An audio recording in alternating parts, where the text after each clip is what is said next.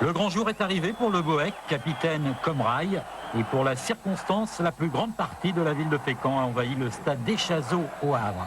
Dès le coup d'envoi, surprise, Laurent tente sa chance de 50 mètres, juste au-dessus des buts de Lama. Grimace pour Ricardo, il attendait peut-être des Normands tendus. Apparemment, ce n'est pas le cas. La preuve encore avec cette deuxième action, toujours en faveur des Normands.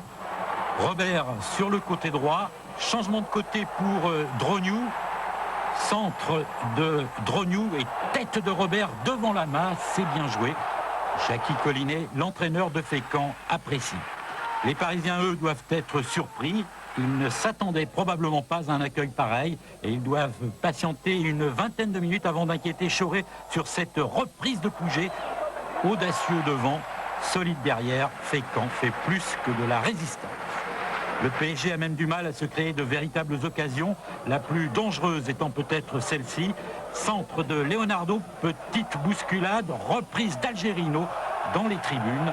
À la mi-temps, le score est toujours de 0-0. La foule est en délire. Retour des vestiaires, les Fécampois ne baissent toujours pas de rythme. Ballon dans les pieds de Le Bohec. Dribble, 1-2 avec Robert. Le Bohec qui réussit à rentrer, tire, mais Lama est bien sorti. Le Bohec récupère, mais cela ne donnera rien. Sur le banc des Rouges et Noirs, on oublie les deux divisions qui séparent les deux équipes, surtout que la suite, c'est carrément le rêve. 52e minute, le rang est passé, faute d'Algerino sur Robert, indiscutable. Et carton jaune de Monsieur le Duc pour le fautif, carton tout à fait justifié. Coup franc tiré par Le Bohec directement dans le mur, et ce n'est pas terminé. Tir de Savoie, le rang récupère dans la surface, frappe à côté. Pas de chance, mais c'était très très bien joué. Lama commence à se faire du souci et il a raison. 2 minutes plus tard, nouveau coup d'audace de Fécamp suite à cette chandelle. Laurent se faufile entre Le Guen et demi. L'alerte a encore été chaude. Franck Laurent sait qu'il est passé tout près de l'exploit. 63e minute, les nationaux se battent toujours. Leonardo ne fait pas vraiment ce qu'il veut. Il est contré par Ernst. Passe pour Robert. Robert qui s'approche de la surface. Tente sa chance, tire au-dessus. Bernard Lama est carrément fou furieux et ça se comprend. 76e minute maintenant, débordement de demi, accroché par Tranchant, coup franc plus carton jaune et occasion pour Paris. Comme toujours dans ces cas-là, le coup franc est tiré par Leonardo, bien enveloppé, tête de Pouget, Chauvet est battu, 1-0 pour Paris. Évidemment, à la plus grande déception des 13 000 spectateurs, Cyril Pouget, lui, a rempli son contrat. Il est venu au PSG pour marquer. Et une nouvelle fois, il confirme qu'il a bien le réflexe du buteur. 5 minutes plus tard, ouverture de Fournier pour Deli Valdés. Contrôle de la poitrine, reprise en pleine course. 2-0 pour Paris. Cette fois, c'est fini. Julio César, Deli Valdés est content. Il le montre et il en rajoute même un petit peu, sans doute, parce que, comme tout le monde, il a été inquiet. En plus, c'est vrai que son but est magnifique. Qualification donc du PSG, mais tour d'honneur et ovation pour Fécamp. Les Normands sont sortis une nouvelle fois en 16e de finale, la 3e en 5 ans. Et ils ont fait un grand match, grosse ambiance dans le stade et dans les vestiaires. Les gars, vous avez été fabuleux. Et en championnat, vous n'avez pas le droit d'être avant-dernier quand on fait ce qu'on fait là. Fais quoi, Bibi? Ouais, Bibi, ouais, Bibi, ouais. C'est réaliste quand même, hein, avec une équipe comme ça, je pense qu'il y a un niveau, un écart d'ailleurs. Dès qu'on a pris un but, on a pris un deuxième derrière, ils ont fait tourner après. Donc je pense que, ouais, une déception. Si on n'avait pas pris le but, oui, ça aurait été si on avait perdu après au pénalty, ça aurait été une déception. Mais là, ils ont marqué 2 buts et je pense qu'on les a inquiétés du moment où on faisait 0-0, mais après 1-0, c'était fini. Beau perdant, Franck Vincent. D'autres ont eu plus de mal à s'en remettre. Du haut de mes 18 ans, je suis passé à côté de quelque chose d'extraordinaire. J'ai pas pu me retenir.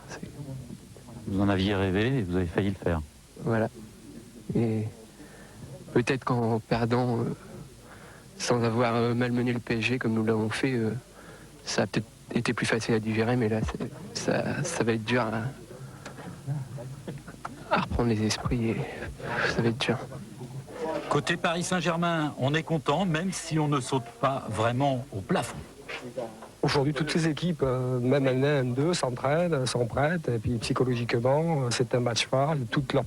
y a toute la famille qui est là, tout le public qui est là, et l'équipe donne tous ses moyens. Nous, on a mis à peu près plus d'une heure à bien réagir, mais on est qualifié, et puis c'est tant mieux. On est heureux de faire partie de ceux qui ont réussi à éviter les pièges. On continue l'aventure, et puis maintenant, on verra après en championnat le match de jeudi prochain. Pour l'instant, on savoure notre qualification. Vous avez eu l'impression aujourd'hui qu'il y avait un petit mieux du côté du PSG? Oh, mais on travaille pour que ça aille mieux depuis longtemps, même si Chapeau Fécamp, je vous le disais dans les titres, si le HAC a déçu, les Fécampois ont été au rendez-vous. Ils se sont qualifiés pour les 16e de finale de la Coupe de France de football en battant Avranches 4-3. Le résumé de ce match équilibré et spectaculaire est signé Richard Lotte et Hervé Colosio. La Coupe de France, c'est une compétition qui ne ressemble à aucune autre. Fécamp, hier soir, moribond en championnat, s'est complètement retrouvé en coupe sur sa pelouse face à son voisin Avranches, son compagnon de National 1. Fécamp, qui ne marquait plus, qui ne gagnait plus, hier soir, devant un peu plus de 800 spectateurs, en 5 minutes par 2 fois, trouva le chemin de la cage de Frédéric Roux. 35 secondes après le coup d'envoi, sur ce centre de Tranchard, mésentente défensive entre Tétu et Scovan, qui profitait à Drognou 1-0. Quelques minutes plus tard, Tranchant, encore lui, mais de l'autre côté, adressait un ballon à ras-de-terre à Laurent, bien seul dans la surface, et 2-0. 5 minutes de jeu, 2-0, on pense que ça y est, c'est fait. On pense que le match est acquis et un petit relâchement. Mais voilà, en Coupe de France, rien n'est joué avant que le coup de sifflet final ne retentisse. Regardez, sur cette montée de Joly, le ballon parvenait à Guillou, excellent hier soir, qui ajustait Choret 2-1. Quelques minutes plus tard, ce tir de Ernst était dévié au-dessus par Frédéric Roux. Rudy, qui dans les minutes qui allaient suivre, allait quitter le terrain, un vilain coup de Ménard, mais plus de peur que de mal. Petit flottement à cet instant qui profitait au manchot. Un premier tir repoussé par Choret. Le ballon revenait dans les pieds de Guillou. Un tir tendu devant les buts qui récupérait Vupo 2-2. Heureux les supporters. Tout était à refaire pour Fécamp. Et alors qu'il ne restait plus qu'une poignée de secondes dans cette mi-temps, coup franc, Zurita pour le coup de pied, ballon récupéré de la tête par un bleu et blanc. Dans les pieds de Bargogne, récupération une nouvelle fois Tranchant. Le ballon, grâce au pied, cette fois droit de Ménard, finissait sa course au fond des filets visiteurs. 3-2, merci, monsieur Ménard. Ce qui est déterminant dans ce match-là, c'est le 3e but juste avant la pause. C'est vrai, Jackie, 3-2 à la mi-temps, c'est meilleur pour le moral. Sur ce terrain lourd et glissant, la deuxième période un peu plus difficile pour les deux équipes. Les chaussures commençaient à s'alourdir, les tirs devenaient moins percutants, moins de lucidité. Laurent, un ballon de break, mais au-dessus. Laurent qui allait se racheter quelques secondes plus tard, son centre était récupéré par Drognou, 4-2. On respirait un peu mieux du côté des Méphisto. Incroyable joueur bas-normand qui ne baissait pas les bras pour autant. Dans les minutes qui allaient suivre, ils allaient revenir au score. Guillou, une belle ouverture sur le gain et 4-3. Un match fou, un match de Coupe de France comme on les aime. Et malgré ce dernier corner de Leboeck et ce ballon repris de la tête par Biville, envoyé par le montant droit, le score en restait là, 4-3, Fécamp une nouvelle fois en 16e. Cela fait plaisir. C'est extraordinaire. C'est bien. Extraordinaire, voilà, c'est bien. Voilà, on leur souhaite le PSG Fécamp qui sera donc le seul représentant au Normand en 16e de finale de la Coupe de France. Le HAC a en effet chuté hier soir pour son entrée dans la compétition à Niort.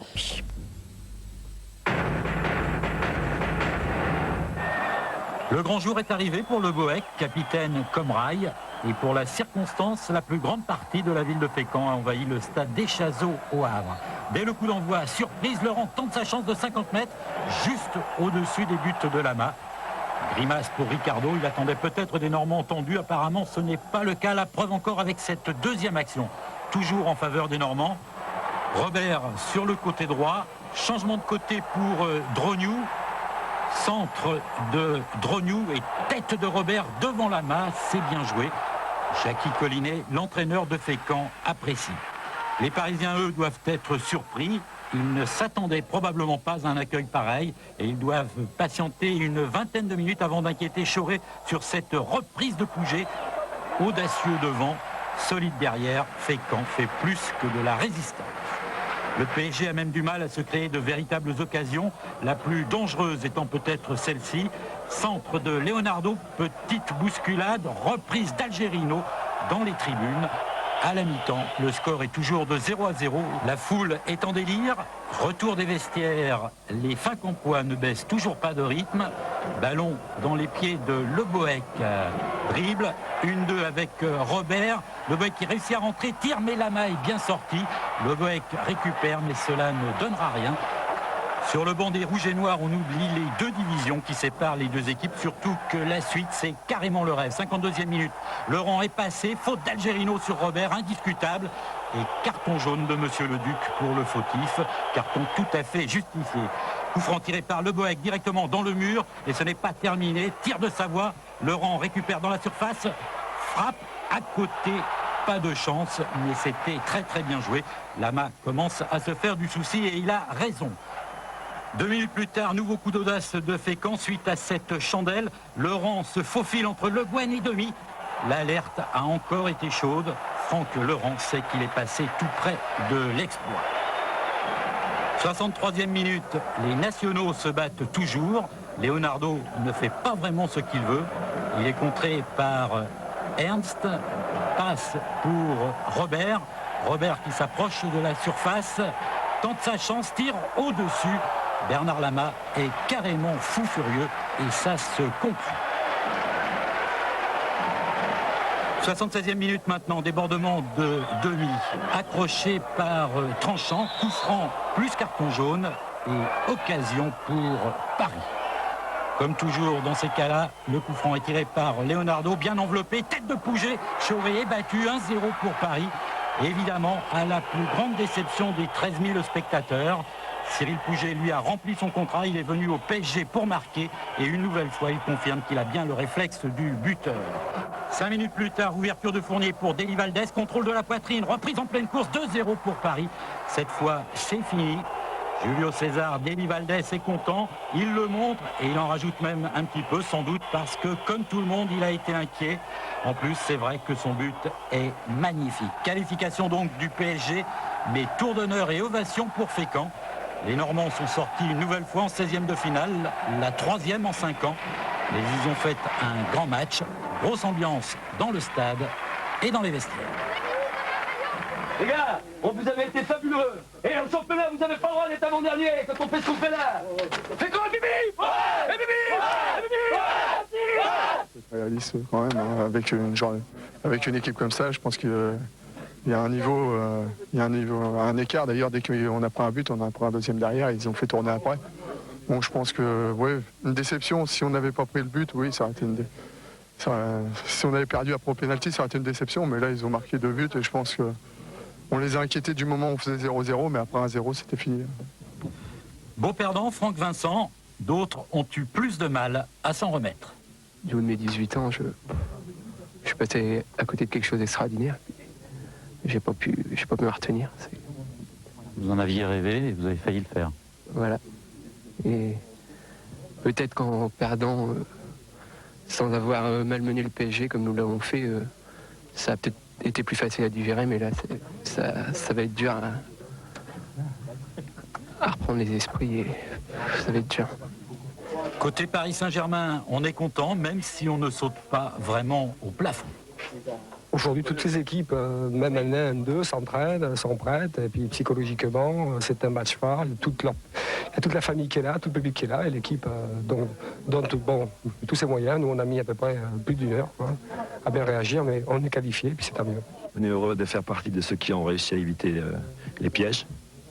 On continue l'aventure et puis maintenant, on verra après en championnat le match de jeudi prochain. Pour l'instant, on savoure notre qualification. Vous avez eu l'impression aujourd'hui qu'il y avait un petit mieux du côté du PSG? Oh, mais on travaille pour que ça aille mieux depuis longtemps, même si les